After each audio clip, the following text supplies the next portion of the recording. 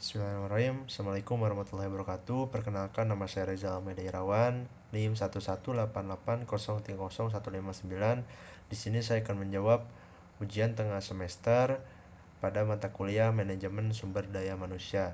Soal pertama mengenai apa yang dimaksud dengan manajemen. Manajemen adalah sebuah sistem yang memiliki fungsi untuk melakukan perencanaan dalam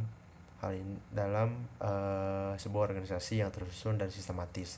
Lalu sumber daya manusia adalah sebuah perilaku ataupun kemampuan yang dimiliki oleh manusia tersebut, ataupun kemampuan tersebut berasal dari keturunan maupun lingkungannya. Sedangkan manajemen sumber daya manusia adalah sebuah cara memanage ataupun mengelola sumber daya manusia untuk sebuah perusahaan, organisasi, dan lain sebagainya, untuk meningkatkan efektivitas dan efisiensi dalam sebuah organisasi. Lalu ada pun objek sasaran dari manajemen sumber daya manusia. Yang pertama, untuk perusahaan. Manajemen sumber daya manusia ini sangat berfungsi untuk perusahaan karena dalam hal ini sebuah perusahaan perlu adanya pertimbangan maupun penilaian dan lain sebagainya macamnya.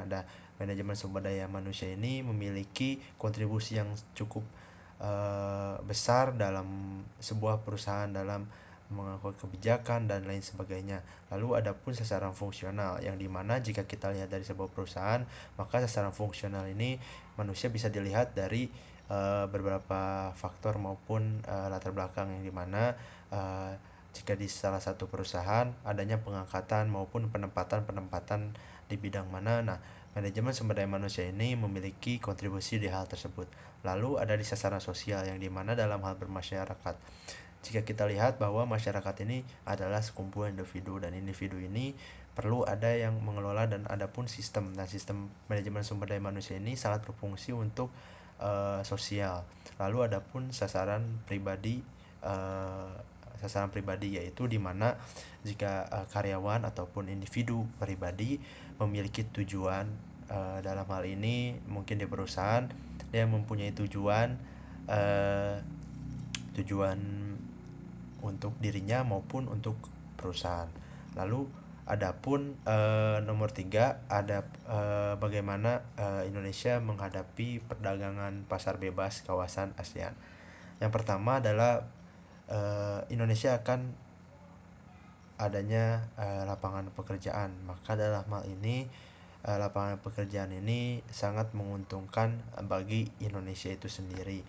Selain itu, adapun kerjasama yang dilakukan oleh Indonesia akan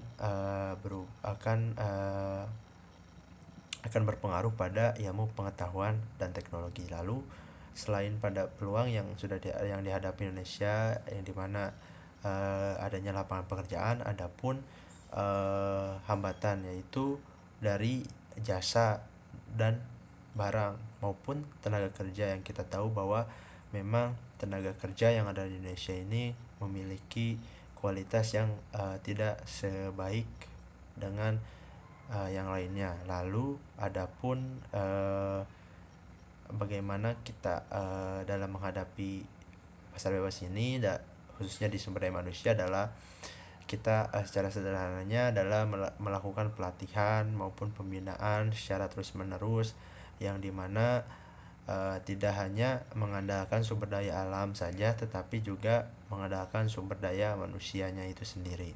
Lalu adapun soal nomor 4, 5 indikator penting dalam mengukur profesional seseorang. Yang pertama, kemampuan. Tentu kemampuan ini adalah sebuah kecakapan suatu profesi ataupun potensi ataupun keahlian dalam sebuah pekerjaan tertentu, yang dimana contohnya adalah karyawan teknik informatika, yang dimana memang dia mempunyai kemampuan yang baik dalam perusahaan tersebut. Itu bisa diukur dalam sebuah profesionalismenya. Lalu yang kedua, kualitasnya, yaitu kondisi dinamis, bagaimana dia berhubungan dengan jasa maupun produk layanan manusia dan memenuhi harapan yang telah ditentukannya. Lalu yang ketiga ada jumlah sumber daya manusianya. Nah, dalam hal ini sumber daya manusia ini jadi potensi yang baik adalah untuk jadi seseorang maupun organisasi.